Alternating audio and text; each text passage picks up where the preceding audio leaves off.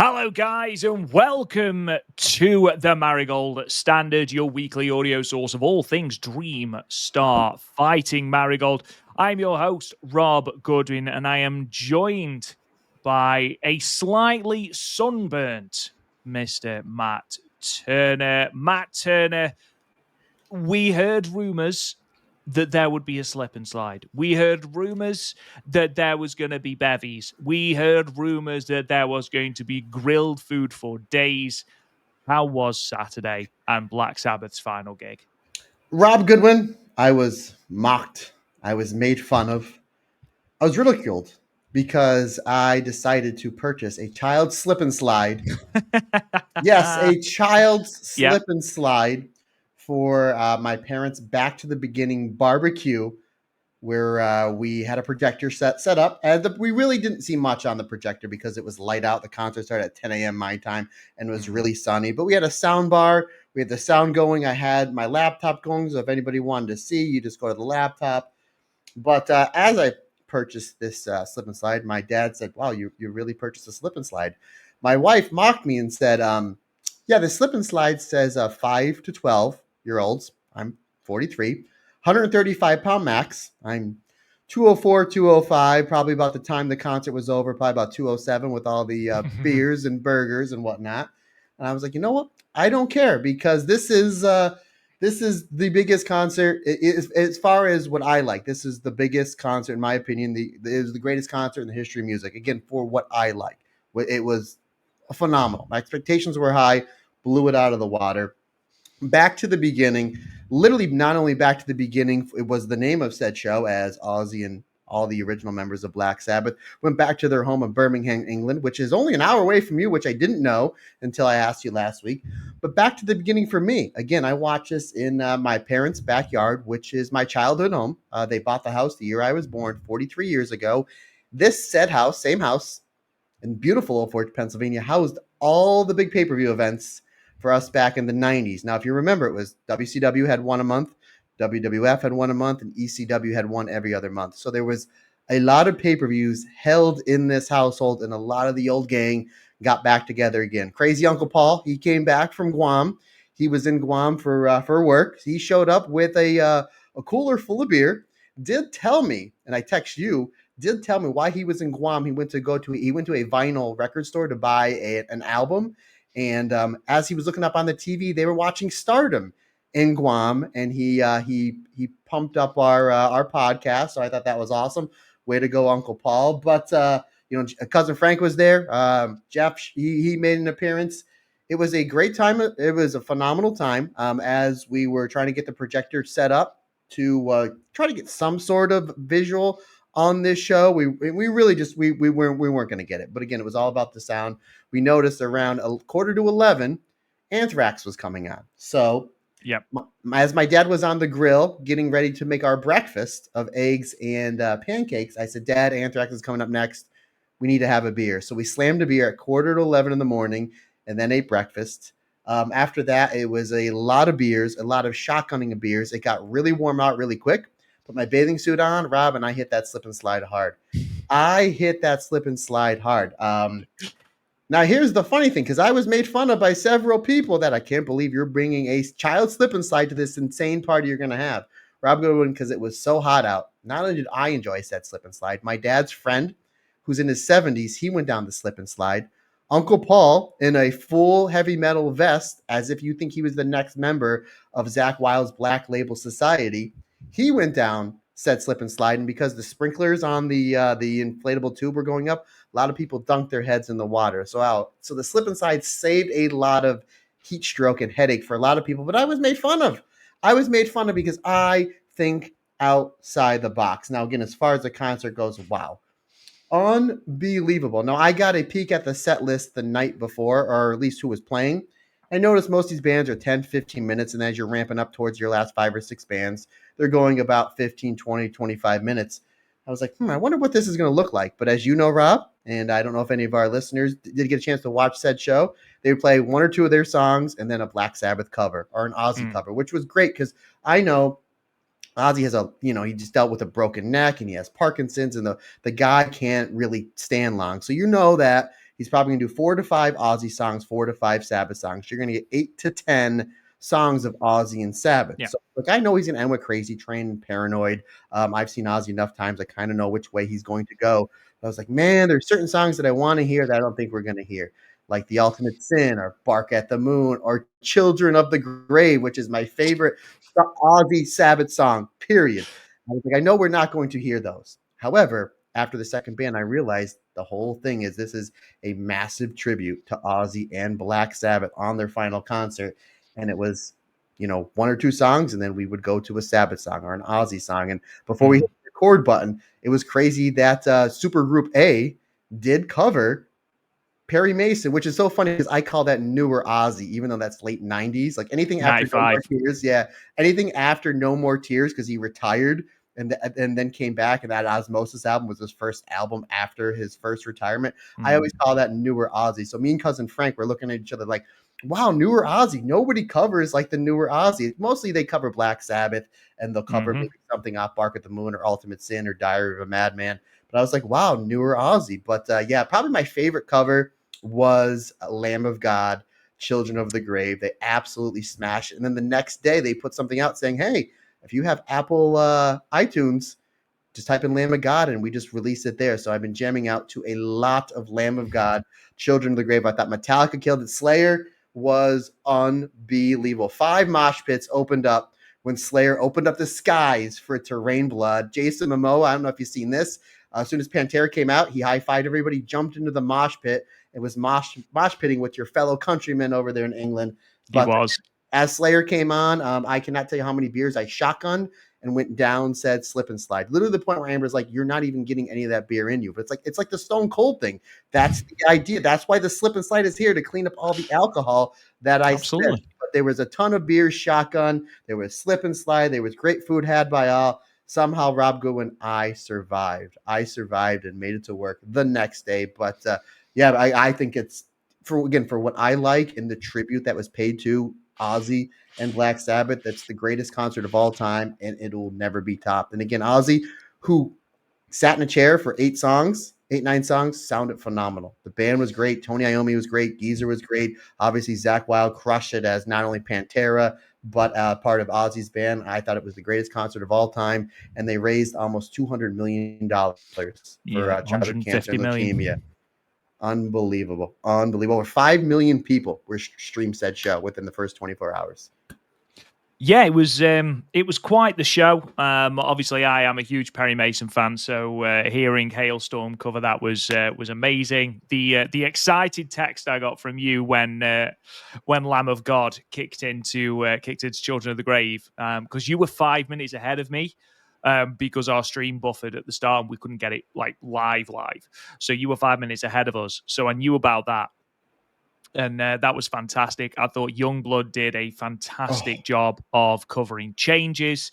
I'm not a massive Youngblood fan, but I thought he, credit where credit's due, did an absolutely phenomenal job of that. I never even heard of him. I had to look him up the next day, because that last text message you got when I was talking, but my phone went away, and I don't even think there's any other than the picture I took of my shark slip and slide. I don't think there was any pictures taken because I was in my bathing suit and I'm like, I'm just enjoying the moment. But go ahead, sir. Continue. Yeah, Youngblood was great. Okay. It's so much better knowing that the slip and slide had sharks on it. I thought that was great. And man, Steve Tyler, 77, I believe, years old, and just was the best singer on that stage. He was absolutely incredible. So that was awesome. It was quite funny hearing Billy Corgan and people just not a fan of Billy's rendition of classic Ozzy. But never mind. What we did enjoy, and what we did begin to take the mick out of, was the fact that obviously this was a huge Black Sabbath tribute show. So obviously they were talking about, the advent of metal and things like that. So it did get to a point where it was like, you name a thing, Black Sabbath invented it. So it did become a running joke, like, Oxygen, Black Sabbath invented it. Stardom, I think you'll find the Black Sabbath invented Stardom. And it just got to, because it was like every fan that came on, you were the reason that I got into metal. You invented metal. And, obviously they were a huge, huge factor and the heaviest band around for, certainly that time period that I can think of. But yeah, it did get quite funny towards the end. But a great show, 150 million pounds raised for charity, which was also absolutely incredible. So an incredible show, an incredible weekend. And yes, it was nice to see Ozzy Osbourne go out on his own terms. Yeah. Also, Lizzie Hill is part as the supergroup. She also covered the Ultimate Sin. I forgot about that. Alice Yes, in Chains did a phenomenal job covering Fairy in Boots. Fairies Wear Boots, and again Slayer. And I knew this was, and I think I told you, and I told everyone, Slayer comes on, the beers are going to be shot. And they went to Disciple, War Ensemble, Wicked World, and ended it with maybe the three best moshing songs of all time: South of the Heaven, Raining Blood. And I thought that was, usually that's their 1 and 2 punch, and I'm like, that was awesome. And then Crazy Uncle Paul's like, they're not done. Then they came out with Angel of Death. And how about Metallica covering Johnny Blade? Like the most random Metallica songs. Deep cut, yeah. Yeah, deep that was cut. really good. But yeah, just a phenomenal show, brother. I had the time of my life. And unfortunately, sometimes I always say I like to live in the moment and not take pictures, not have my phone out. And like I said, my phone was pretty much tucked away. It had to be because I was half naked on a slip and slide with drinking Miller Lights and pineapple beer and Yinglings and who knows whatever else. But I didn't, not to get graphic, I did not throw up. I thought that was going to happen. I consider the fact I drank a whole bunch of chocolate milk for breakfast after I already had a beer. I had pancakes that had butter, syrup on it, bacon, and scrambled eggs, and I like hot sauce. And I was like, this isn't the best combination. And as this thought's going through my head, I'm like, yeah, this isn't the best combination. Amber looks at me as if she can read my mind. She goes, oh, when you throw up later, make sure you do it over in your parents' woods. I'm like, I'm literally just thinking about that. But I think I was smart with the hydration, going like 1 beer, 1 water, 1 beer, 1 water. But okay. And I made it to the gym the next day too, Rob. And I worked a full day. So boom, the power of metal. Absolute lunatic. Absolute lunatic. The working the next day is just like, why? Why would At you the do restaurant too. It's not like my shoot job, which is kind of easy, and I can sit in my car with the air conditioning at the restaurant in 90-degree heat after I put in an hour and change at the gym because I needed to get the poison out. Still did that, buddy. Still did. And the girl I work with, she was hungover, and so I had to pretty much kind of pick up her slack. So I was just like, wait a minute, I'm the older person here. What's going on? But yeah, but as far as breakfast goes, Black Sabbath invented breakfast. That is true. They did. They actually invented pizza as well. I know you say that Old Forge, Pennsylvania is the pizza capital of the world, but I think you'll find that Black Sabbath actually invented pizza. They came to Old Forge to invent the pizza. That's what happened. Bill Ward, Geezer, yes. Tony, and Ozzy. Yes, that's what happened. It was to join a village. Absolutely. Well, Old Forge, they got all the ingredients, but it was actually Black Sabbath that went, no, you put all of those together. That's right. But yes, anyway, this isn't, believe it or not, a Black Sabbath podcast or indeed an Ozzy Osbourne podcast, although that would be brilliant. We are talking about Marigold. We've got 2 shows to talk about from the 5th and 6th of July. 2 really good shows that went by literally in a flash of 2 very, very good shows, 2 very good main events. Can't wait to talk to you about them. We've got a little bit of news. Obviously, Marigold have announced the top 4 shows for their upcoming Korakuen Hall show, which, I mean, we are looking at an all-timer Korakuen Hall show here with these 4 matches. We really are. I can't wait for that. Mia Momono has announced her tag team partner for her comeback match against Mirai and Kazuna Tanaka on the 13th of July. And there was Sukiban Madness in Los Angeles, and we'll talk a little bit about the exploits of Victoria Yuzuki, Countess Rhea Sato, and of course, smack in the box, Misa Matsui. Just anyway, let's kick straight into it. We might as well talk about the press conference, which again, seemingly carrying on from Stardom's tradition of having crazy press conferences. Marigold has taken that ball and just run with it. The 4 matches that are announced for this card are, as you can see by the graphic on the YouTube video, a double championship match, Marigold World Title and GHC Women's Championship on the line, 16th of July, Korakuen Hall, Utami Hayashishita against Takumi Aroha. Only the third time, I apologize, that they have faced off. Takumi yet to beat Utami. That will be contested, and this is crucial, under GHC rules, which means that it will be a 60-minute time limit, not a 30-minute. I know that there are some people who already think that this is going the full distance, and I'll be honest, I'm inclined to agree. We've also got Mai Sakurai defending the United National Championship match. Marigold United National Championship against Riko Kawahata in what seems to have been an impromptu eyebrows match, judging by this press conference. Mayu Iwatani and Komomo Minami are teaming together in a dream match against Mio Momono and Ai Hozan. I know that Sky Wrestling very, very excited to see Mayu and Mio in the same ring, as am I. It's going to be fantastic. And then the fourth and final match that has been announced so far, Victoria Yuzuki and Seri Yamaoka will be taking on Senka Akatsuki and Sora Ayami. Senka, always ready for a fight. She did strip down to her singlet. Again, seems to wear it absolutely everywhere. But this time, Matt Turner, Seri was ready, and she stripped down to her gear as well. We are well and truly on as the young generation of Marigold faces the young generation of Marvelous. This card looks fantastic. This really, really, I mean, Marigold have been cooking on all cylinders since the turn of the year. And this card, this isn't a pay-per-view. This isn't even a pay-per-view. This comes with your Wrestle Universe subscription. Utami and Takumi Aroha in a double title match. Mayu and Mio in the same ring. And again, this isn't a pay-per-view. I feel like I should be spending more money. Like the fact that I feel like I'm stealing. Yeah, I know that you do a great job on the news section on our social media page on the Marigold Standard and the Stardom Cast, and I always retweet what you put out. But I even said, like, if you don't have Wrestle Universe, just for this match, just for the main event alone, it's like $8 with Utami and Takumi absolutely crushing. And the fact that we thought it was going 60 minutes or 30 minutes, we're like, I think that me and you both agreed. We talked last week. It's probably going 30-minute time limit. And I do want to get your predict, obviously, because we'll review this show next week, because this show is, I believe, next Tuesday. So 16, because and then the next week is the Sapporo show, which is almost sold out. The week after that is the start of the 5 stars. So yowzers! And then the week after that is the start of the Dream Star. Great time to be alive, buddy. Great. We have Evolution this week. All in. Great. Now, Great American Bash. What a great time to be alive. But I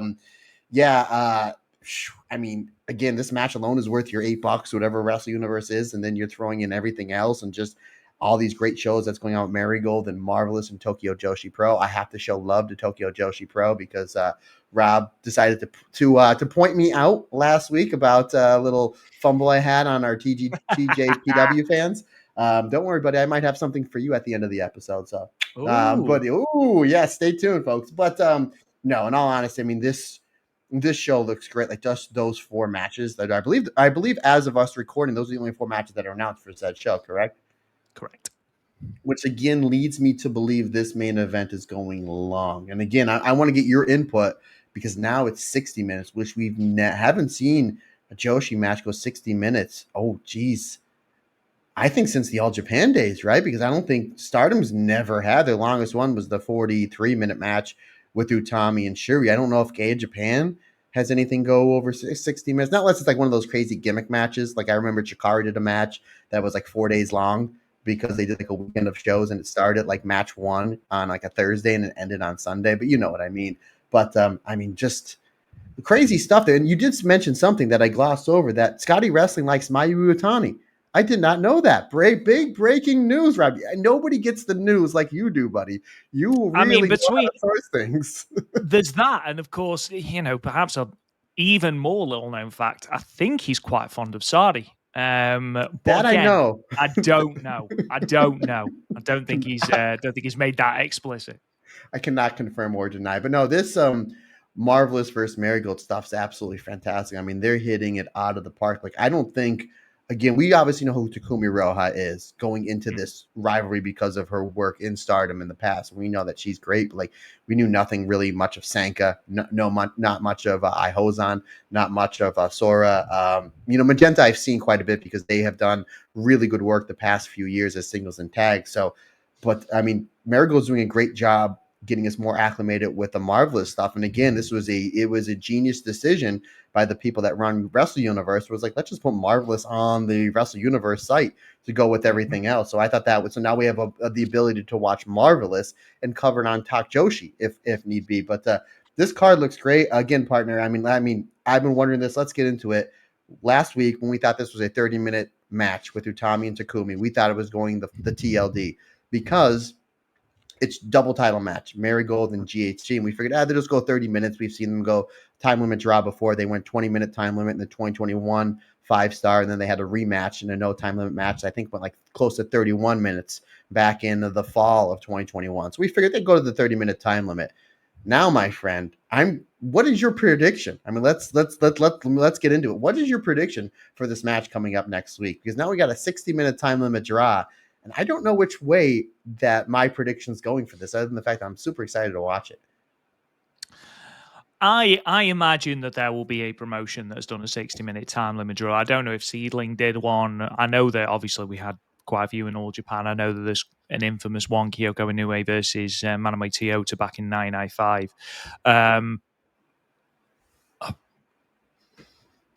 I think once we get the rest of the card announced, so don't forget, we still got no Mirai, we still got no Kokiyama, we still got no Kusuna Tanaka, Chika Goto, there's no Donna Revolution stuff on here as of yet. There's no Tons, obviously, the main event itself.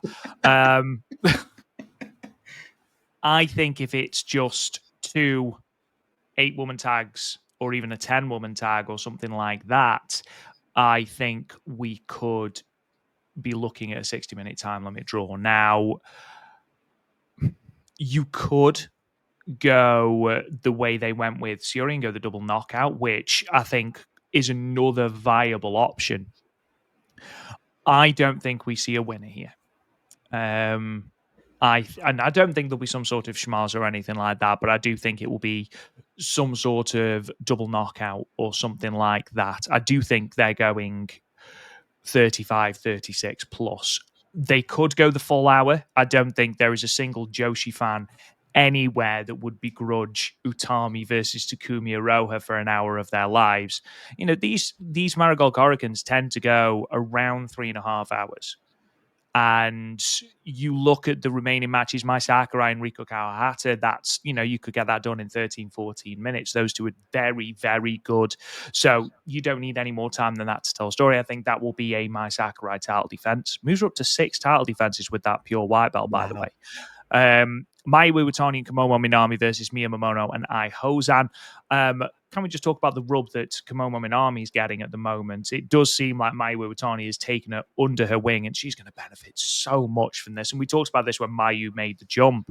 It's not just the fact that you're getting a bona fide star for, to draw people in. And we're going to talk about ticket sales and attendances shortly, but it's not just that you're getting with Mayu. It's the experience, it's the, the guidance and things. And we've seen it with Victoria Izuki, and now we're seeing it with Komomo Minami. And then we've got the golden generation in Victoria Izuki and Seri Amoka, but I can't see any of those matches going more than maybe 14, 15 minutes. Depending on how many more matches get announced, I do think it could go 60, but I am plumping for some sort of double knockout or something like that. I mean, really, it's that. I think it's going to go to a draw. I think that if you're asking me the likelihood, I'm going to say 60-minute draw because we haven't seen it in Joshi. At least, again, you might have been seeing Seedling, but obviously, as far as the main stuff that we watch, obviously, Marigold only a year in their existence, and Stardom has never done it before. In the almost 15-year history of Stardom, they have never done it before. So this would get people talking. The fact that they had 2, and it's in Korakuen Hall. And it's going to raise the prestige up of the Marigold Championship and the GHC Women's Championship. And I know the belts are very early in their existence, so this would give both of them a bump because it would remind of those wrestlers of the 70s and 80s, you know, the Flairs, the Steamboats, the Harley Races, the Dusties, that would go that 60-minute time limit. So both the belts would benefit from it. So I'm going to say the most likely 60-minute time limit draw. And number 2 would be double knockout. Number 3, because we've seen Rossi do this before, is have the outsider win the championship, very much like Mako Satomura defeating Kairi. And, is Takumi Roha now as good as Mako was back in, I believe it was 2015 that she won the championship? I don't know. I mean, it's right there. They have very similar styles. You could have that ass kicker of an outsider win the championship, defend it a few times, and then maybe she does lose it at the big show in Ryogoku Kakakigen. Rob Goodwin. I mean, that's a real possibility. Maybe this card, if Takumi Roha does win the championship, it could look like the match on top, Rob, is Takumi versus Miku Aono. If Miku Aono does win the Dream Star as your big championship match where Miku Aono then will vanquish the outsider and win the red belt. And then just think about this as your other 2 main event matches. Io versus Mayu, which we think that's the way it's going to go, pending on the schedule. And then what about that matchup that I cannot believe we have never seen it, Utami versus Julia. Maybe they are freeing up the red belt so Utami can have that dream match with Julia. For somehow in 4 years we didn't get it in Stardom. I know we were supposed to get it at the 5-star 2 years ago, but Utami, very much like half the roster, got injured in said tournament. And then even when Julia was in Marigold for a few months, we never pulled the trigger there. So maybe you have a triple main event where it's Miku Aono versus Takumi Roha, Utami versus Julia, Mayu versus Io. I mean, that'll put, well over 4,000 people in Sumo Hall. But again, on fantasy booking, I wouldn't be shocked, even though my least likelihood of the outcomes is Utami winning. But at the same time, I wouldn't bet against it. I mean, what's really cool about this is anything can really happen. I wouldn't be shocked. The only thing I don't want to happen is like a WWE, a Nitro style finish where it's like a really good match, and then all of a sudden Marvelous comes out and Marigold comes out because they don't want to see their either champion lose, and it ends in like a double. It ends in a schmaz. That's the last thing I want to see. But man, I'm super excited for it, considering the fact that they're going to be setting up this match on this show with those other 3 big matches that you announced, and then we're going to get ready to ramp up for this. This is going to be terrific. I'm super excited for this. Probably won't see this until later because Tuesday I do work. So it's, but regardless, man, I'm super pumped for it. Yeah. I think was this longer in Utami's reign, then I'd be more akin to agree with you about Takumi Oroa taking the Crimson Red Belt, because it does have that mirror of the Sendai Girls invasion story that they did in 2015, and then you can have that person to rescue Marigold, and I really like the idea of that being Miku Aono. I don't think yet, and you might feel differently, and listeners might feel differently. I'm not sure that Utami's reign has been properly cemented yet. The legacy of her reign has been properly cemented yet. I don't know what it is, but I think they will want Utami main eventing that Ryogoku Kokugikan show with the red belt. Because don't forget, she didn't main event the Shine Forever show, understandably, because it was Nanae's retirement show. And I don't think anyone really anticipated a main event in that. But then losing the belt before the next Ryogoku Kokugikan show, after everything she went through early in the World of Stardom title reign, I don't know. I'd like to think that there is a couple more defenses yet. For Utami, I can see them potentially going to Kumiro for the reasons that you've outlined. And again, that will be a great way to have Miku Aono be that Io Shirai character from 2015. What's good is there are lots of options. And all good options. All good options. A lot of good options. A lot of good options. Another thing that has just sort of popped into my head, that means that two of the first 3 Red Belt champions will be part-timers and not full-time members of the roster. And I don't know if they'll want that. Yeah, that's a good That's good observation, my friend. And yeah, we will. This is actually show is Wednesday. It's actually next Wednesday. So we will talk off air because I Oh, is get it Wednesday? Oh, it's okay. Wednesday. It's a week today. Yeah, because today is the 9th. So 9 plus 7 is 16. See that? Accounting So it major. is. Accounting So it major. is. So we'll have to talk off air when because Marigold we usually record we usually Tuesday or Wednesday we usually record. So we'll talk off air when we're going to review this show because I don't know if they have any other shows this weekend. Yeah, yeah, they do. Yeah, they do. But anywho, yeah. Again, a lot of discord on this one because you don't know how this is going to go, my friend, and we're just going to make it all for the better. We know it's going to be a great match. That is for damn sure. That's for damn sure. But as you said, they have a lot of options, and all these options, whether Takumi walks away with the belts, whether Utami walks away with the belts, whether they split them because it goes to a time limit draw or double knockout, all of them, they make logical sense because of how great the booking has been between Marvelous and Marigold, especially with Utami and Takumi Iroha, kind of like your two aces of said company. So yeah, really, really excited for it. And again, those underneath matches as well. It's been really cool to see Sanka and Sora team up, in a straight up tag match against the brass that is against of Marigold because I would love to see if they get a win. I would love to see them maybe put in the tag division, maybe against a Celine Flora or against maybe a Mayu and Utami or whoever Mariah May Sakurai. So yeah, a lot of great stuff, my man. A lot of great stuff again, and we just get to benefit from it because we get to watch some great professional wrestling and then talk about it. Absolutely. Speaking of great professional wrestling, and speaking of Sari, of course, we had Sukiban, the show at the LA Anime Expo on Saturday, the 5th of July. The reason I'm bringing this up, of course, is because there was some Marigold participation on the show. They reckon an attendance of 2,000 people at the show. Not just that, but apparently they had to turn people away and start issuing refunds because they oversold the show. So yeah, that goes to show just how well Sukiban did, just in terms of the Marigold performers. So Victoria Yuzuki teamed with Commander Nakajima. They defeated Supersonic and Crush You. Unfortunately, Countess Ria Sato was unsuccessful against Stray Cat. Stray Cat, of course, being Tomoka Inaba, who was made to dress in that black mask in the LA heat, which I thought was incredibly harsh. We also had the toys, the Delirious Dolly and Smack in the Box, Misa Matsui. They were unfortunately unsuccessful in a three-way tag match to open the show. And then Sari Bomb retain the Sukiban World Championship against Maya Mamushi, who is Mai Yukihi, in the main event. So that is live on TikTok, the Sukiban TikTok page. So I imagine there'll be some other way of watching it at some point soon as well. Smack in the box. Smack in the box, Matt Turner.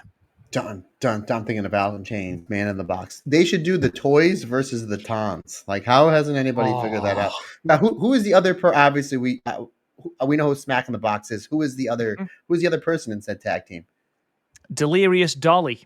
Now, do you know who that was? No. That's what I'm asking. Yeah, who's that real person? Persona. That was Azusa Inaba. Wow, we get some mixing here. We get some did. mixing because didn't we get Ria Sato versus Tomoka Inaba? Like a We variation did. of it? Wow.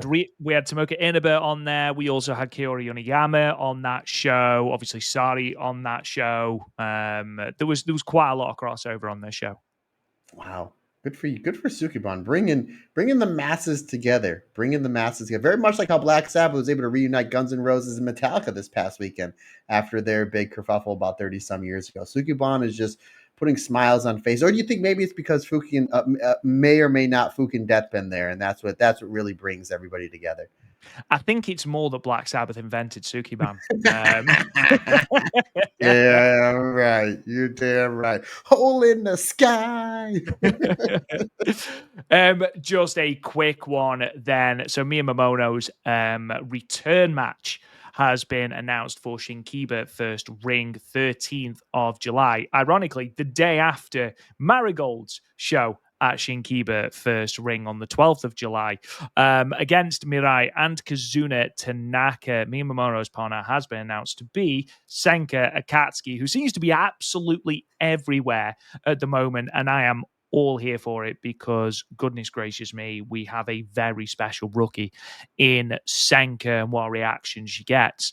This match is going to be great. Mio's first sort of foray into the Marigold and Marvelous feud, a feud, by the way, that stands at 5-3 in Marvelous's favor. So it's going to be really interesting to see where we end up at the end of this Korakuen Hall show, because Marigold have the potential to have a mountain to climb should Utami lose, should Mirai and Kazuna Tanaka lose here as well. Technically, it's 6-3 if you count the fact that Takumi Aroha beat Victoria Yuzuki for the GHC women's title as well. So Marvelous on the charge. This match is going to be tremendous, and I'm very much looking forward to seeing it. And again, it's on Wrestle Universe.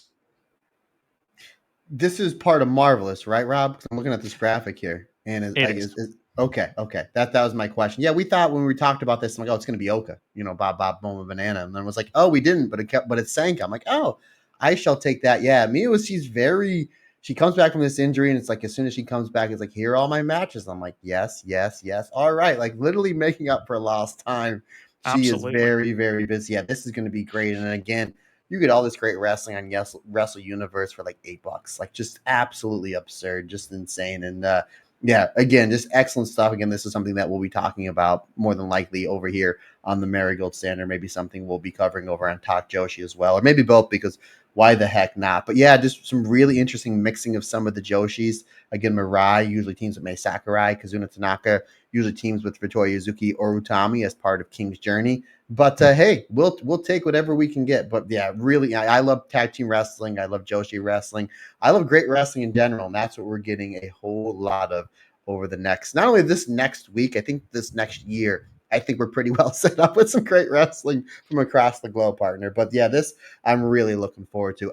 The question of the day, good sir, to put some pressure on you, is did they announce the rest of this said card? I'm just wondering what the rest of this card looks like. They did. And ordinarily, I would be able to tell you the card, but I've completely forgotten to write the rest of the card down. So whilst you are talking, at some point, I will ping that over to you. Just make something up. Give me a match that you want to see on this. Takumi Roha versus Fukigen Death. I knew it. I knew you were gonna go there for the GHC championship, right? Smack in the Box versus Black Sabbath.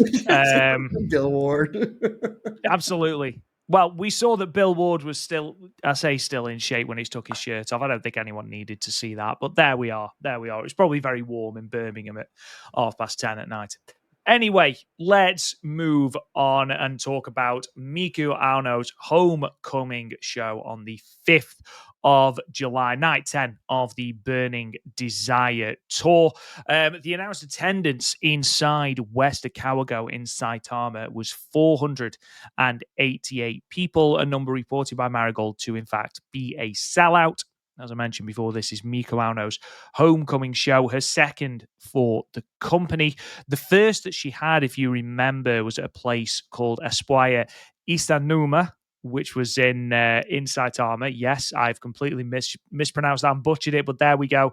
On the 10th of August 2024, when she wrestled Julia in a singles match, that show only drew 355 people. So a decent attendance bump for Marigold for this show. And again, we are carrying on a run of very well attended shows. I know Rossi put out a tweet that the Niigata show as well that we're going to be talking about was sold out, although we are still waiting on an official attendance. Real quick, I'm sorry, I don't mean to interrupt. Something just crossed my mind. So you're telling me a show that had Julia on it drew 355 people. Correct. The show that had Megaton on it drew 488. I just want to just make sure I have my facts right. Okay, because I always say you can like what you like, but the numbers don't lie. So that show that Julia on it, but no Megaton, did 355, and this show that had Megaton on it did over 100 more people. Okay, no problem. I just hey. Yeah, I mean, you can draw what conclusions you want from that, but I know the conclusion I'm drawing from that. Moving on, then, the results of that show, three-way match. Naoya Ishikawa defeated Hummingbird and Megaton, with Naoya Ishikawa pinning Hummingbird with the Blade Runner in 10 minutes and 18 seconds. In tag team action, the marvelous pairing of Johnnie Robbie and Amira, making their Marigold debuts, defeated Koki Amare and Minami Yuki in brand new gear. Johnnie Robbie pinning Yuki with the step-up double knee drop in 9 minutes and 53 seconds. In a tag team match, Seri Yamaoka and Yuka Yamazaki defeated Kazuna Tanaka and Kamomo Minami. Seri Yamaoka pinning Kamomo with the German suplex in 10 minutes and 19 seconds. In your semi-main event, tag team action, Mirai Saku, Mirai and Mai Sakurai, and the Darkness Revolution team of Nagisa Nozaki and Chiaki ended in a time limit draw at 15 minutes. And then in your main event, Miku Aono and Mayu Iwatani defeated Utami Hayashishita and Chika Goto. Miku pinning Chika Goto with the Styles Clash in 14 minutes and 23 seconds. Just a reminder that Victoria Yuzuki, Misamatsu, and Rhea Sato, of course, will be missing from these shows due to participation in the Sukiban show we've talked about. Natsumi Shozuki has posted just a little bit of an update on her condition as she continues to recover from that fractured shoulder. She is continuing rehab after undergoing surgery. So that is good news as well. So we opened, Matt, with a three-way where not only did Naoya Ishikawa come out on top, but she also transitioned into either Dora the Explorer or a fisherman. And I'm not entirely sure which one she did. I had Dora the Explorer meets Indiana Jones. That's where I went. Could have been Indiana Jones. Dora Jones or Indiana the Explorer. Absolutely. Absolutely. Apparently, she's going on a quest. She said in the post match, and we're all just going along with it. We're and going. why the hell not? Take us. Just go. Just take us with you now, Ishikawa. We will follow you. Yeah, this is a really fun match. A lot of comedy. Obviously, you know what you're getting with Megaton. Again, crazy over. Again, the curse of Hummingbird. We made mention about a little over a month ago, like, hey, maybe they're building her up to get some wins, and then she loses, and then you missed when you had your back injury. You missed the one episode where I covered in Cork and Hall, where she got a win in Cork and Hall. And then as I said it, I was like, oh, not only did she get a win to break the streak, she got a win in Cork and Hall, which is like, that's kind of like their homestand. And I was like, I just put the double jinx on her. Now, Rob, you could have easily beaten Megaton here, with Indiana Ishikawa here. But, we pinned Hummingbird. You had fun comedy spots. Again, now Ishikawa, she's going on a quest. I don't know if she's bringing the backpack with her. Or it's been a long time since Lily watched Dora the Explorer. There's take a pick or click or whatever. And Swiper. Yeah, stop swiping. Oh, man. Megaton should be Swiper. Megaton should be Swiper. I think they should go there. I've got absolutely no idea what you're talking about right now. You never watched Dora the Explorer. Yeah, you don't have a young daughter. Sorry, had a young daughter. I don't know. But now I have a teenage daughter. Now we're going to go see Superman this week. But anywho, fun match. You had your comedy stuff. Ultimately, like the best part for like the wrestling that I like comes down to this mini singles match with Naoya Ishikawa and Hummingbird. And give me that for 9 or 10 minutes. But ultimately, it is Dora the Explorer, Naoya Ishikawa, Indiana Jones picking up the win with her version of the Blade Runner. 3 1/4 stars for me. This was a really, really fun, entertaining match. We then see the first outing of the marvelous pairing of Johnnie Robbie and Amira. They took on Koki Amare and Minami Yuki. I was very impressed with both Johnnie Robbie and Amira, and we're going to talk a little bit more about that in their respective singles outings on the next show. But I thought they did some good work here as well. Matt, what are your thoughts on them, and how do you think Minami Yuki stood up as well?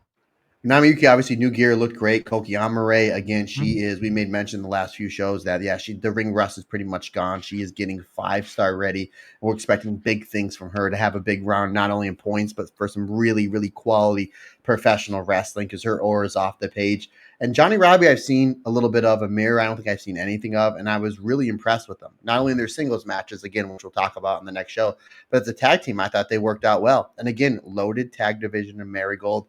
Let's insert them into not only Marvelous and Marigold. I thought they were great. Johnnie Robbie really stood out to me in this match between all 4 wrestlers. Great fundamentals, and I'm all about that. Like lockups, headlocks, the way she sold, the way she bumped and fed, the way she was able to take certain things, the way they were able to cut the ring up. I thought Johnnie Robbie was the most impressive person in this match. And don't get me wrong, I thought Amira was really good. Manami Yuki's tremendous. And again, Koki Amare, she is going to be a big, big star, not only Marigold, but we're going to be talking about in the next 2 or 3 years. She's going to be one of the biggest stars in all of Joshi. A really, really solid match. And I do like the finish she had. It was like a cartwheel into like the double knees onto the back of the head. Does she have like a fancy name for that, Rob, by chance?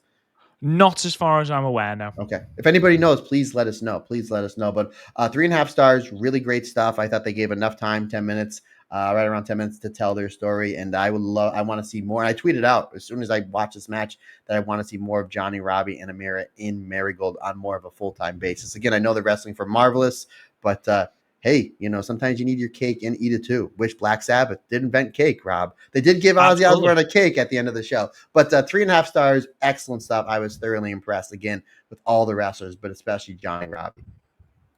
Never mind inventing cake, they invented eating, Matt. But yeah, I thought both of them really impressed here. And actually, again, those singles outings on the next day, Amira in particular against Hummingbird, because there was such a clash of styles.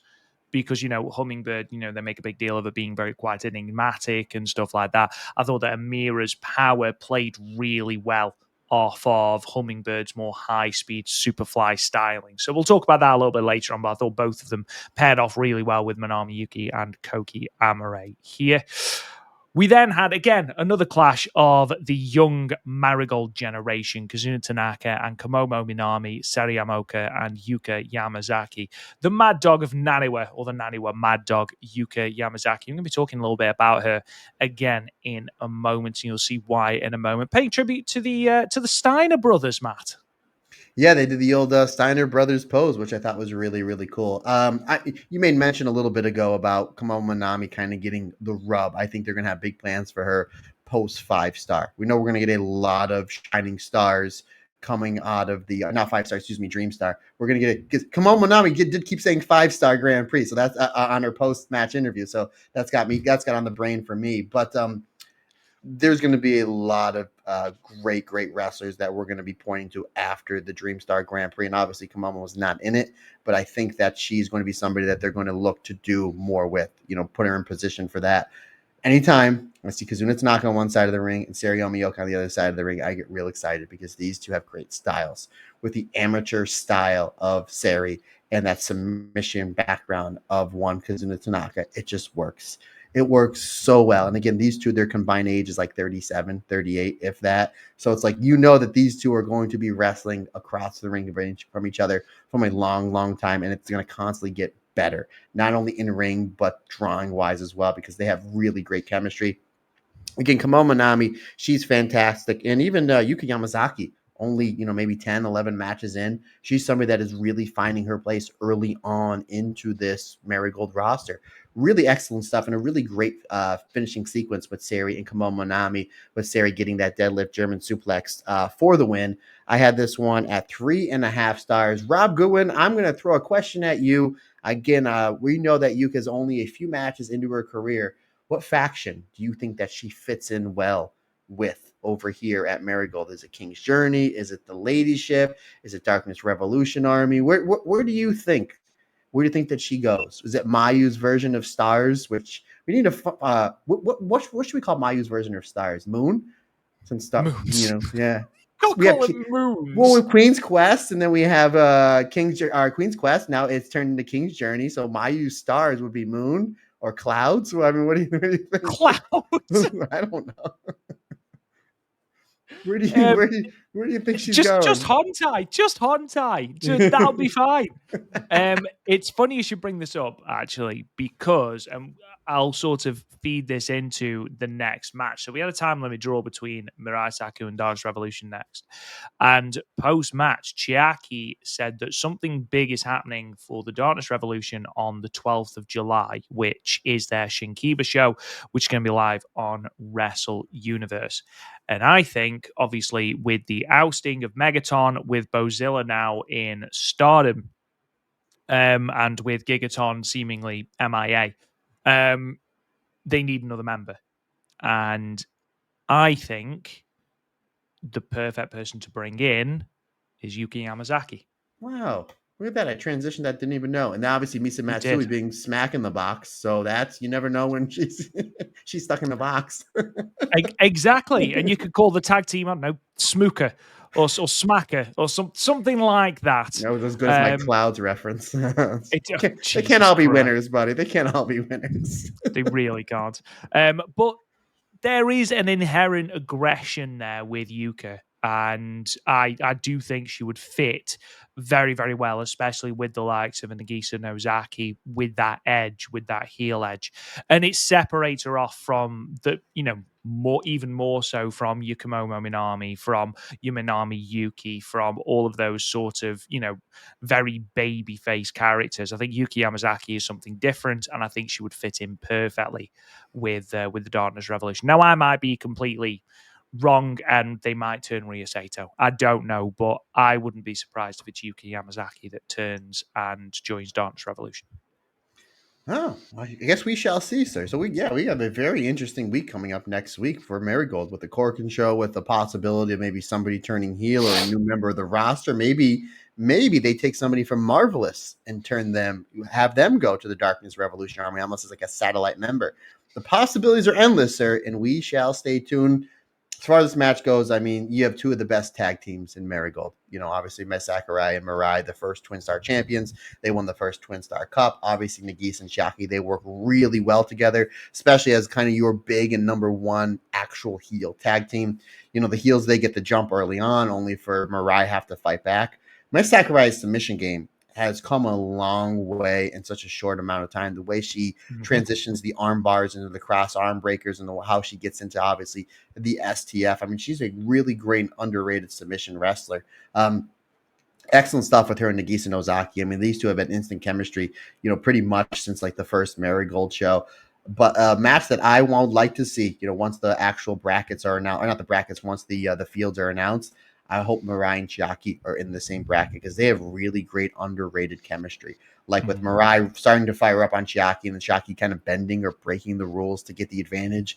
And pardon me, every time Mirai starts to build her comeback, Chiaki breaks her down, only for Mirai, because it's coming. It's like once she eventually fires up, it's like, not yet. Oh no, it's like a pot of boiling water. It's getting ready to boil over, and then you throw ice in it. Like it simmers down. Like that pot's gonna boil over. It's gonna make a mess. And eventually, once Mirai builds her comeback up, it is a mess for her opponent, between the chops and the forearms, and of course those lariats. And again, they just have really great chemistry. I don't think a lot of people talk enough about it. This eventually goes to the time limit draw. Solid stuff. 3 3/4 stars for me. I thought this was just a really solid, hard-hitting tag team action match. That's all an easy story. You have your heels, your baby faces. The heels get the jump. The baby faces make the comeback. Every time it looks like they're going to make a major comeback and try to put the heels away, they distract the referee, bending and breaking the rules, but not in front of the referee, which is key ultimately for finally Mirai to look like she's going to put away Chiaki. Not enough time. Another few seconds, they would have got the win. But not only sometimes you're wrestling against your opponents, you're wrestling against the clock. And sometimes that just makes it for a more interesting match. Again, 3 3/4 stars for me. And then moving on to your main event, Miku Aono teaming with Mayu Iwatani against Utami and Chika Goto. Fantastic match. Obviously, you've only got to look at who is on this match graphic. Made even better when you think that Mayu Iwatani is still suffering with a fractured rib, and Miku Aono did a lot of their heavy lifting in this match as a result. They did a great job of covering for that, and it was still a really, really, really good match. I thought Chika Goto was, again, even Rossi Ogawa on Twitter has put out about how she's so full of determination and fire. And it's so obvious. It's so clear now, this development, this confidence, this fire, this passion, especially since the turn of the year. And it's really benefiting her now. And I can't wait to see what she does with it come the Dream Star, because we can see a couple of shock victories there for Chika Goto. But overall, I thought this match was fantastic. Obviously, the highlight of the show. And to see Miku Aono get Chika Goto up with the Styles Clash, very impressive. Yeah, we're crazy that we're in July. So we're 6 months into this year. My most improved wrestler of the year in all of wrestling, not just Joshi or Japan or Marigold, is Chika Goto. I can't think of one wrestler that has improved, and every wrestler has improved because you're working at your craft. I can't think of a wrestler that has improved as much from the end of December until right now as one Chika Goto. And I know last week you asked the question who I think is going to be the breakout star of the 5-star Grand Prix, and we talked about Kazuna Tanaka, and we talked about Vittoria Yuzuki. I'm like, after these two shows, I'm like, I'm changing my answer to Chika Goto. I think Chika Goto is somebody that she takes advantage of every single second she has in the ring. And we kind of joked last week. We're like, if you squint, you can see underneath Homecoming, it says Chika Goto takes fall. So we knew that was going to be the finish, but she was like the MVP of this match. Again, you have Mayu, in my opinion, the greatest women's wrestler of all time, in ring, greatest wrestler of all time. Utami, who is your red belt champion. Miku Aono, who is, obviously somebody that they are building towards something big to. Again, a lot of people are targeting her to win the big tournament here in the summer. And then it's like, okay, Chika Goto, she's going to have a great outing, but she was fantastic here. She really, really was. Again, you're absolutely right. We said about a minute ago, Mayu is Mayu. She did some great stuff, but she wasn't doing the moonsaults or the dives because she's still working with a bruised rib. She's not 100%. And the last thing you want is for her to get injured, and then you're pulling her out of the Dream Star. So, you're still getting Mayu, but she's not going out there doing the Mayu stuff. Again, even Mayu at 75% is better than 99% of the wrestlers on this planet. But this main crux of this was Miku Aono and Chika Goto. Even though, once again, Rob, we've been saying this almost every week since the beginning of the year, we're getting more and more Miku Aono versus Utami. Once they decide to pull the trigger on that singles match, whether it is for the red belt or whether it is on night one or the final night of the Dream Star, that is going to be a match of the year candidate, no doubt about it, because they have styles that really work well together. And again, Utami can work with anybody. She's terrific, and Miku Aono is not that far behind one Utami Hayashishita. But for me, the main part of this match was just the fire of Chika Goto, and especially towards the end where Miku Aono is just beating the dog out of poor Chika Goto, but she keeps firing back. And even Miku Aono's homecoming, the people are cheering for Chika Goto, because it's just like, yeah, you go, Chika. You fire back up. And I liked how they built up to the Styles Clash because she goes for it towards the end. Chika Goto gets out. Chika Goto gets a couple near falls. Ultimately, for Miku Aono to just rail her with that buzzsaw kick, that opens up the door for her to finally hit the Styles Clash. My favorite match of this show. This was a phenomenal must-see tag match, 4.25 stars for me. I thought this was terrific. It's another reason I don't see Utami dropping the red belt at Korakuen Hall, simply because it's been the match that we've been building towards, Miku Aono and Utami Hayashishita. And yeah, they might well run it at the Dream Star. But I think that the more I think about it, the more that should be your main event of Ryogoku. Miku Aono versus Utami. Well, that should be your red belt match, should I say, because if Mayu and Io Sky, there is an argument that also should main event. So again, I do think that Utami versus Miku Aono will be something in the back pocket for the Crimson Red Belt. And again, we had so many amazing little teases of that here, and it does feel like we are ready for that match now. I can't wait for it to happen. It's going to be fantastic.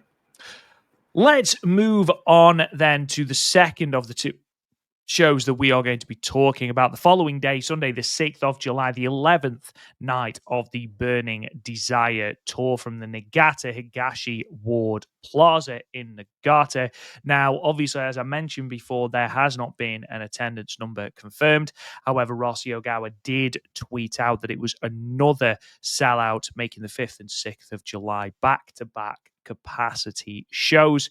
And I know that very recently Marigold have been selling out shows. Obviously, we saw that with the 176 box, with Shinjuku Face as well. They pulled in a really big number at Shinjuku Face recently as well. So all going the right way.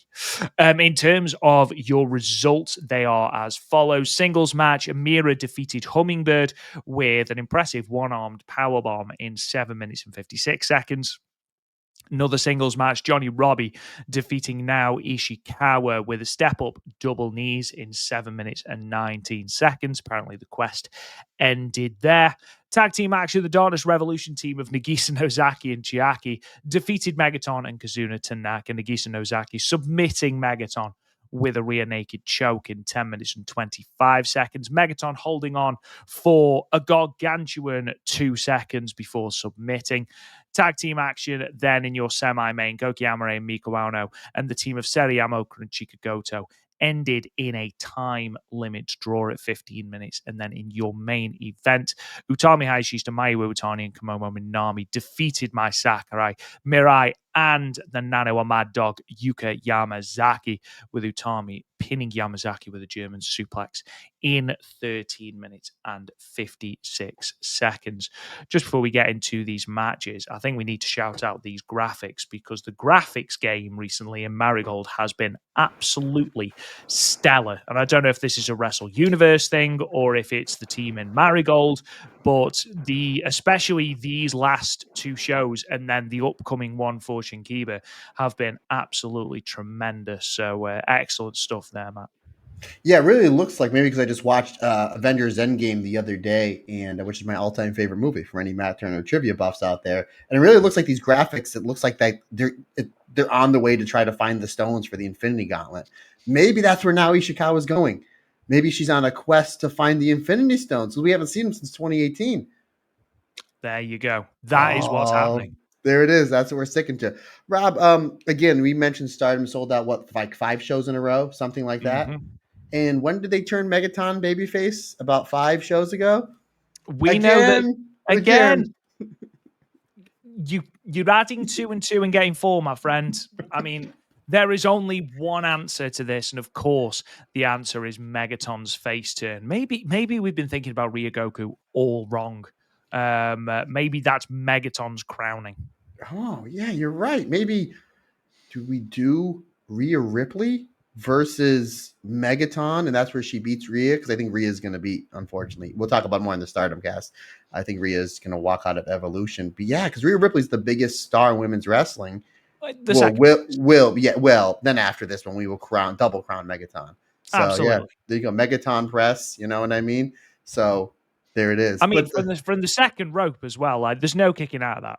Kicking out of that. We're going to get into her match here. Not only does she do the Megaton press, but now she does the Megaton rolling over her opponent. We're adding, that's her super finisher. That is her burning hammer. that is the nuclear finish. That is the nuclear finish.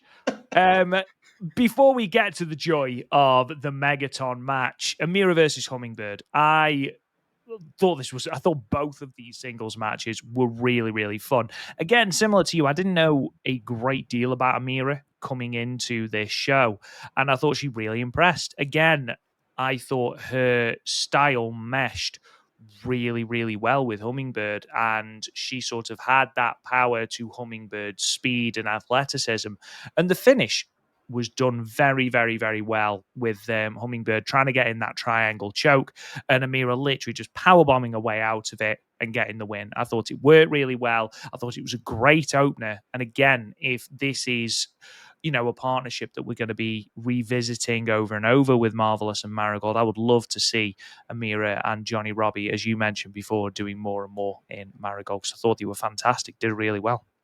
Yeah, finish was great. That's at the old Rampage Jackson, Rampage bomb. You used to see him back in the Pride days. He would get caught in some sort of triangle, and then he would just be there, pick you up, boom. So, yeah, that was a really cool finish. And this match was really great. Hummingbird, again, kind of works that, the junior style, the high-speed, Superfly style. And Johnnie Robbie was there for everything. Great timing, great. Her footwork was terrific. This was really, really great match. They started off with a big lockup, and not only you start the match off, but you're starting your show off with the big lockup. So you're in for some great wrestling. But really great chain back and forth. Hummingbird tries to use her speed advantage, but Amira's right there to almost counter almost every step of the way. A really great, good 50-50 back and forth match. You have 8 minutes to tell this story to get the crowd hot. And the crowd was really into it pretty much from second one.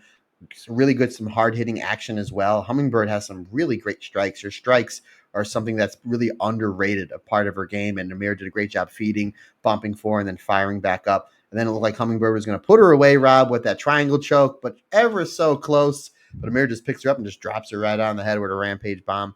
3.25 stars. Really solid stuff to start this match. And again, I'll echo your sentiments and what I just said a little bit ago. I want more Amira and Johnnie Robbie and Marigold because they fit in perfect with this loaded roster. Speaking of styles that meshed really well, Naomi Ishikawa and Johnnie Robbie had a really, really good match, a real hidden gem on these two shows. I thought they worked really well. And kudos to Johnnie Robbie because her music hit and the Niigata crowd was silent.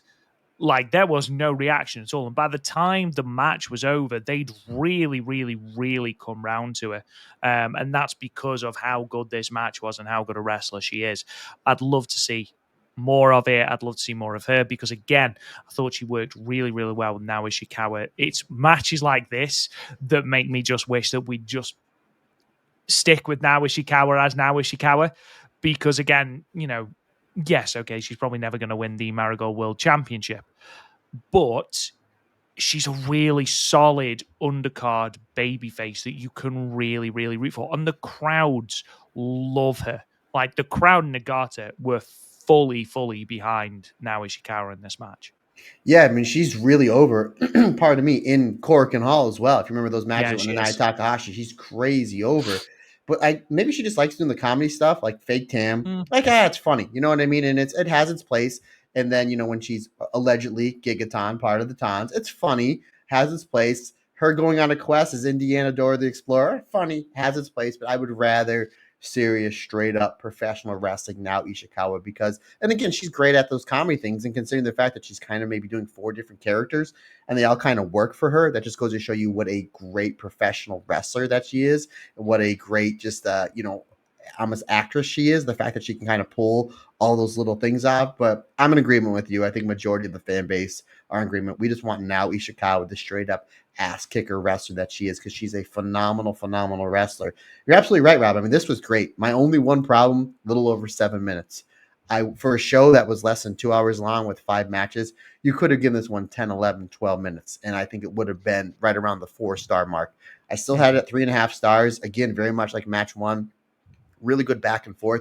Great hard hitting action between the two.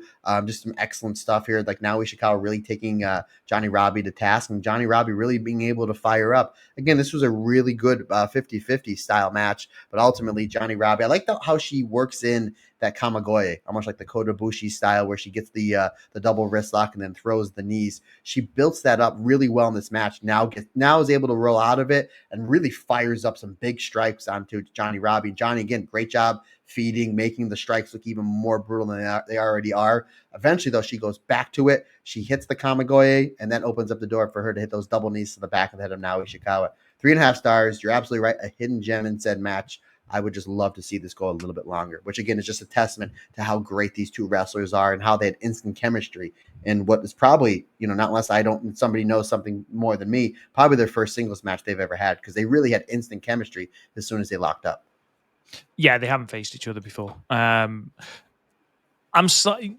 I did say last week when we were talking about the Dream Star, I am disappointed that both that Naomi Ishikawa and Kamomo Minami have missed out, but also something that the Dream Star has, and this will be something we talk about tomorrow when we record the Stardom cast, something that the Dream Star has that the 5-star doesn't is the Dream Star, there are 16 places. So people are going to miss out. Whereas, especially this year with the 5-star Grand Prix, where you've got 32 people in the roster and there are potentially maybe 4 people missing, Hazuki for some reason, but it doesn't feel as prestigious because everyone is in the tournament. Whereas, the Marigold Dream Star, you didn't qualify, unlucky, better luck next year. And it does give it that sort of elite prestige. And this is what we were complimenting Stardom on last year. But this year, again, I hope that Marigold don't go the route of, 24 or however many people in the Dream Star. Keep it at that 16, at a push 20, and make it elite. Make it the tournament that everyone wants to get into, and make it a big deal if you can't get in. Rhea Sato in the middle of Korakuen Hall crying because she didn't think she would get a place because Senka had said, well, I'd like the place. Make it mean something. And I love that. I love that about the way that they've built the Dream Star this year. So that's something. Again, now Ishikawa hasn't made it. Kamomo Minami's not made it. I am buzzing to see what they do this time next year. Tag team action, obviously, Kazuna Tanaka and the greatest wrestler to grace this earth, that is Megaton. They came out on the losing end. Nagisa Nozaki and Chiaki. Nagisa Nozaki choking the daylights out of Megaton. Matt, again, it is what it is, but it's entertaining. Yeah, again, you're gonna have an entertaining match. You're not going to get, again, what I like best in pro wrestling. That's the bell to bell action. But you need, kind of your let up match. And at the same time, I mean, obviously Megatonji's a comedy character, but the other three wrestlers are phenomenal pro wrestlers. And Kazuna Tanaka, Chiaki, and obviously, pardon me, Nagisa Nozaki. But I liked how in the beginning of this match, again, you have your best heel tag team in the whole entire company. And what do? They have to double team Megaton and they get heat up. Like right from no shine, no nothing. It's like, no, we're gonna cheat 2-on-1 to take down our former teammate over here and the new happy Megaton. And I just like it. It was constant. It wasn't like in normal tag wrestling or like you would see in the 80s tag wrestling where the babyface would get a quick shine and then you would see like one or two cheap double team moves and then you would start the heat. It was constant double teaming. It's just like you really need to be double teaming Megaton for the first like 3-4 minutes of this match. But ultimately, what it does is you're building sympathy for Megaton and you're building up that hot tag to Kazuna Tanaka. And Kazuna Tanaka comes in and gets like a massive pop because people just want to see Megaton do well. And she's getting her butt kicked on a 2-on-1 advantage. It's like, come on, that's heel heat. That's 80s psychology. That is great psychology. Kazuna Tanaka, it could have really been anybody they tagged in and they would have got a pop, but the fact it was Kazuna Tanaka, who's a legit ass kicker, she comes in all full of fire, the drop kicks, the kicks, the forearms, the submissions, really excellent stuff. Her and Nagisa Nozaki, they had really great chemistry, great stuff back and forth. Like obviously Nagisa was bumping and feeding, but then she was making her come back as well. There was some great exchanges with Tanaka and Nagisa. Again, very much like I said, with Mirai and Chiaki, I'd like to see them in the same bracket in the Dream Star. I would like to see Nagisa and Kazuna Tanaka because that could be a real hidden gem in the Dream Star coming up here in just a few short weeks. Ultimately, though, they kind of do some more they do some double team work the Darkness Revolution Army. They do some double team work to kind of take down Kazuna Tanaka. Megaton comes in. She tries her best effort. We see a Megaton press and then the Megaton roll, Rob. Again, so she hits it and then rolls back and forth. That does not do the job. I do not know what Nagisa Nozaki is made of. Maybe she's getting ready for the Dream Star. Ultimately, though, she puts in the rear naked choke to Megaton, forcing the tap out. 3 stars for me, buddy. Fun match. Great psychology. You're getting more actual really good heat on the heels and more babyface sympathy behind Megaton. And you're making look like Kazuna Tanaka is an absolute killer at just 19, 20 years old or whatever she is, which, it did its job. I was entertained.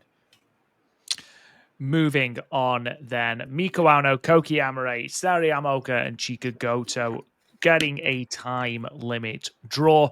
And Matt, again, you look at the talent on this graphic. Miku Aono, who we've both touted as, if not a future star, someone who is going to be right at that upper echelon come the end of the year. Koki Amare, who is a future star. Sari Amoka, who is, by all intents and purposes, the golden girl and is going to be a absolute powerhouse going forward.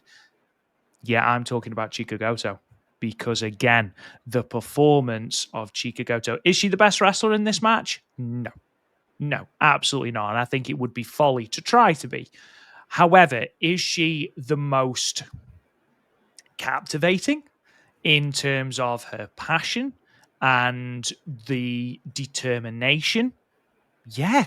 And that closing exchange with Koki, where she's just so desperately trying to cover her for the pin. She hits the choke slam, Koki kicks out, and then she just keeps going and going and going with the pinfall until the time runs out. I thought it was a really good finish. And then, of course, you add in all of the past history with Chika Goto and Koki Amare. And I just love the way this match played out. And again, as I said before, I'm talking about Chika Goto in this match when you've got Miku Aono, who's one of my favorites in the promotion, Koki Amare, who is someone that they've touted as a future star, and Sari Amoka, who is a super rookie. I mean, that just goes to show these performances from Chika Goto, fantastic. Yeah, Rob, again, a couple months ago, we mentioned Hummingbird is on all these wins. And as soon as we mentioned it, we jinxed her. Then it was about 2 or 3 shows ago. We're like, wow, Marigold really stopped doing time limit draws. And there's been a time limit draw on every show since we said it. So. Yep, absolutely. Do you know what? I don't mind that, though, because they had got people missing. No, not only that, but the one from the day before made sense, and this one really made sense, especially with the finish, as you just mentioned, partner. How Chika Goto was so desperate to get a fall, not only about a fall on her Koki Amira, the person that she was feuding with before Koki went down with the injury. Like, and as good as this match was, this match really boiled down as far as like when I break apart a match. It comes down to 2 singles matches, which is fine because it's not like you have 2 teams, 4 wrestlers that team up quite a bit. It's a singles match in the beginning with Miku Aono and Saraya Yamaoka. Yes, I will take that in the Dream Star. And ultimately, you are quickly remembered about just the fierce rivalry that these 2 former tag partners have between Koki Amira and Chika Goto. But you're absolutely right. Again, Miku Aono and Saraya Yamaoka, styles make fights. You have the striker versus the grappler. And they made that make sense. I'm like, oh boy, I want to see that for 9, 10, 11, 12, 55 minutes with Saraya and Miku Aono because it was great. But ultimately, they did what they needed to do, tag out, and we get a really great closing stretch with Chika Goto and Koki Amira. And again, Koki Amira continuing to look better each and every outing. I think this is the best that Koki Amira has looked since the injury, since coming back from the injury, excuse me. But you're absolutely right. Chika Goto, very much like in that main event of the show the night before with Mayu, Miku Aono, and Utami, came out looking like the best wrestler, in my opinion. Like if I've never seen these wrestlers wrestle before, I would say Chika Goto is the best wrestler in said match. Chika Goto, they're really putting a lot of stock behind her, and it's something that she has definitely earned because she has really, really, really been working for it. Again, ever since the untimely injury to Koki Amira, she is maximizing every second that she gets, not only in the ring, but she got the great entrance, the catchphrase. Like she's so endearing with the crowd. She's got great crowd psychology. Again, her and Koki towards the finish, they absolutely lit it up. And again, I don't mind the time limit draw. I just think it's funny that every time we say something, it's like it jinxes it. So, we'll have to think. We'll have to think of something else. Maybe plan it out. I don't know, but then it won't be organic. But it's just like the time limit draw made sense because she finally gets one on Koki Amira, and she basically does her best Sank of impersonation of doing all the different like shoot style of pins to win said match. I thought this was great. 3 3/4 stars for me. Really, really terrific stuff. And again, I agree. I think Chika Goto is somebody that coming off the Dream Star is somebody that they're going to look forward to pushing because she's great in the ring and she's getting a lot of traction with the crowd. It's because it's organic. Sometimes, that charisma, it's natural charisma. I mean, right from the outset, charisma was something that Chika Goto never struggled with. Without sounding harsh, she was overshadowed a little bit when the bell rang. And, that was made into a little bit of a story from English commentary about, the stamina and things like that. And credit to Chika Goto for not only taking that and working on it, but also working that charisma into it. Okay, am I going to be able to match Mayu Iwatani for moves? No. However, can I carve out a niche as this gritty, passionate, determined character that has you captivated? Am I making you want to watch me in this match? Yes, and full credit to her because I think that progress is phenomenal. And then you put that alongside people like Kamomo Minami, whose improvement is unreal. Rhea Sato is another one whose improvement is unreal. And this year's Dream Star Grand Prix is shaping up to be really, really, really interesting. And I'm really excited to see where some of these individual battles go. Not necessarily who wins the block, not necessarily who wins the tournament, even though I am very excited for that, obviously. But it's the singles matches we're going to get and the partnerships we're going to get as well. So very much looking forward to the Dream Star. Buddy, real quick, I was just looking at my notes here. Something we failed to mention. What do you think about Megaton teasing the moonsault? My heart stopped, Matt. I'm not going to lie. I was like, Nagisa Nozaki in the match we just talked about was like, come on, go. How funny it would be if she's like, yeah, come on, ha ha ha. Then she hits it, Yeah, hits it perfectly. Like when Kabashi, like she's like Kabashi in like '94. You remember when Shane McMahon randomly burst out that shooting star press and everyone was like, where the hell did that come from? The guy's 70. I mean, he's not. He was about 45. But Megaton it would be incredible. Triple jump moonsault, nails it. We can dream. We can dream. Main event then, 6-woman tag, Utami Mayu and Komomo Minami versus Mirai Saku and Yuka Yamazaki. Matt, what do you think about this match to close the show? This was really good. My favorite match of the show. I like this one just a little bit better than the time limit draw match. And again, we mention all the time. I'm going to make mention again. What Utami does in these main event matches on these quote unquote Wrestle Universe shows is she takes somebody that's on the bottom of the card or the middle of the card and makes it look like they can beat the world champion. Mirai is obviously a main eventer. Mai Sakurai is doing a great job as United National Champion. And you have Yuka, who's only a handful of matches into her career and gets a few near falls on Utami towards the end. Utami's really selling. Like, I might get upset. I'm like, she might be, in my darn near 40 years of obsessive watching pro wrestling, she might be the least selfish main eventer I've ever seen. And whether it's WWE, WWF, WCW, NWA, Stardom, like the way she just like, okay, okay, I'm going to make you look like you belong. Like, again, it'd be one thing if she were to take maybe a Komomo Minami or Chika Goto, who's been there. But again, Yuka has, 10 matches? Like maybe 2 or 3 singles matches and make it look like she can beat the world champion in Utami Hayashishita.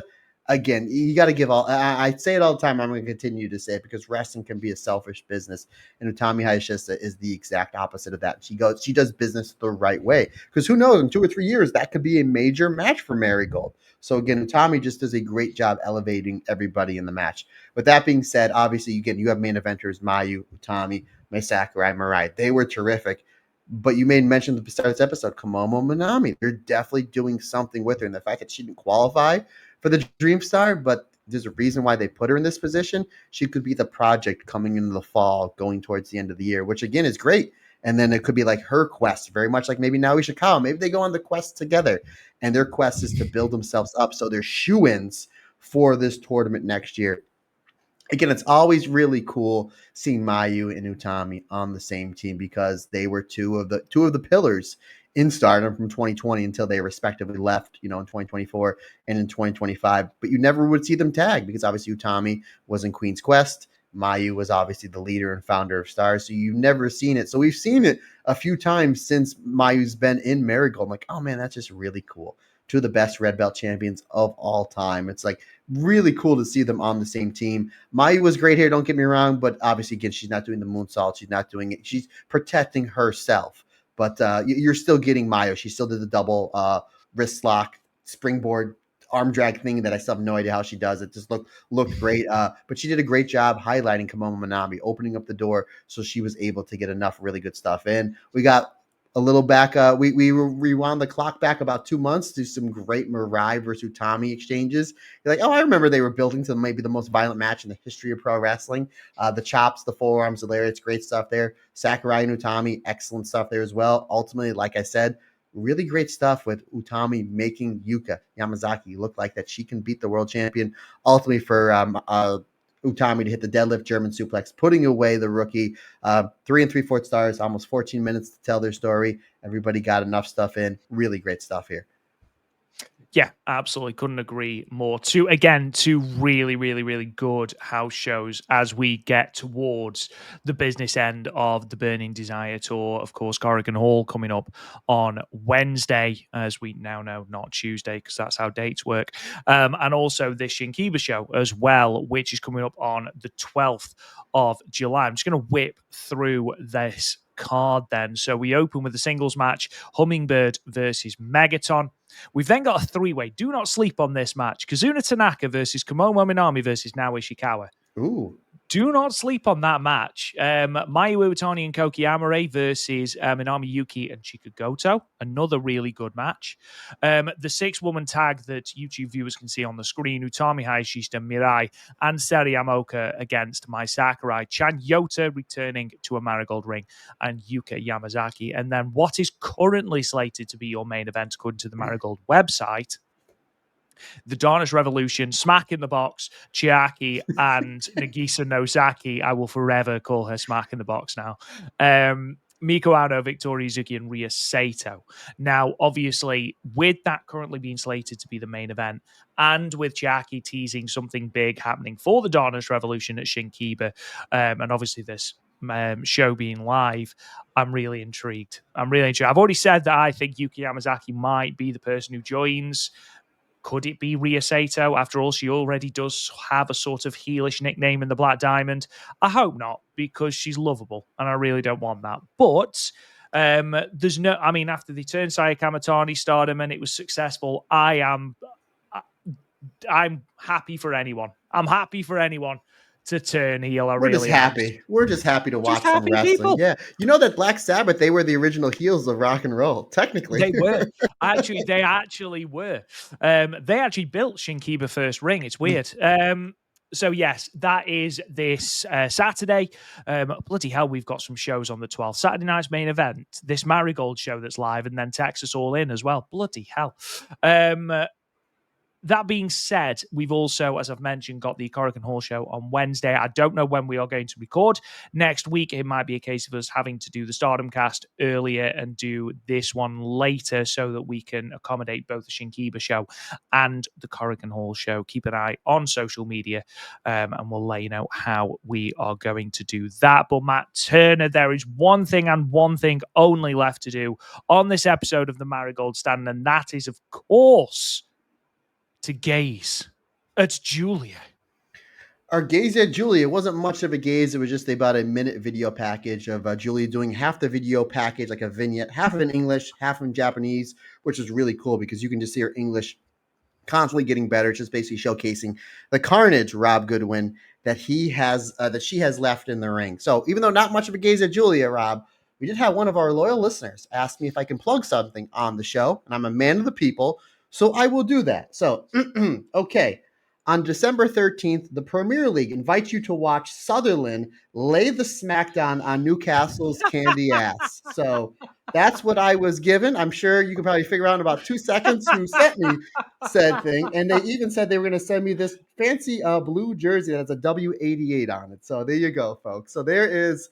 I'm a man of the people. I'm sure you can, if you want to call said person out now, you can. If not, we can wrap this baby up. So there you go. On December 13th. Do you know what? I'm not going to say anything to Darren because I guarantee the moment that I do, we will lose. And we have got a terrible record against Sunderland. So I'm not going to say anything because I know for a fact that the moment I do, we'll lose. So, but yes, if he sends you that shirt, please don't wear it because then I'll have to retire from the podcast. Then I don't want to do that. No. So what had happened? He changed his profile picture, and we were just chatting. I asked him, like, I'm trying to get more acclimated to to your stuff over there with what you call football and I call soccer. So he was saying, "This is my team. This is Rob's." Obviously, I know who your team is. He's like, "They got promoted to the Premier League," and I said, "Are they facing each other?" And he gave me the 2 dates. I was like, "Oh man!" And he said, "These teams do not like each other." And I'm like, "Got it." And I said, "I'm going to say this on the podcast." And he goes, "You should say that I sent you said jersey as a thank you note or send it to Rob." So yeah, have a little fun here. Have a little fun here on the Marigold Standard. Absolutely.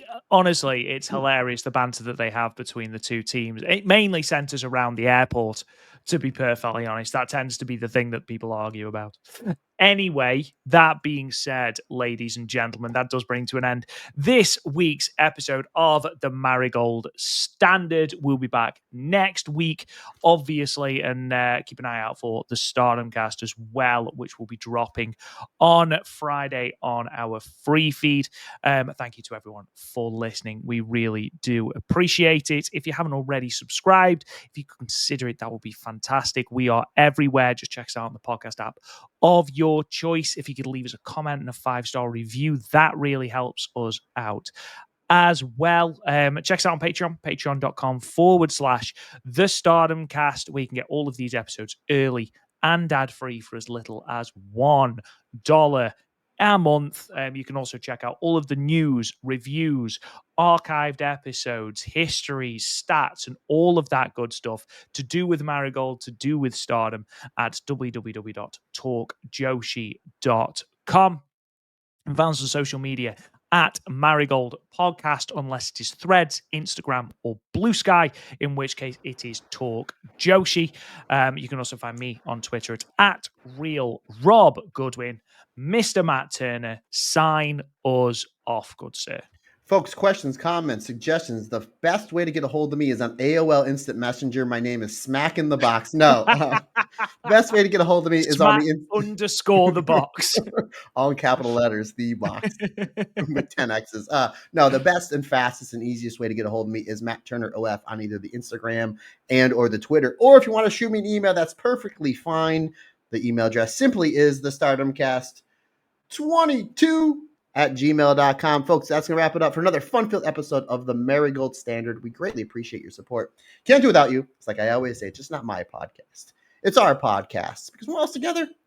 Everybody's different. Everybody's special.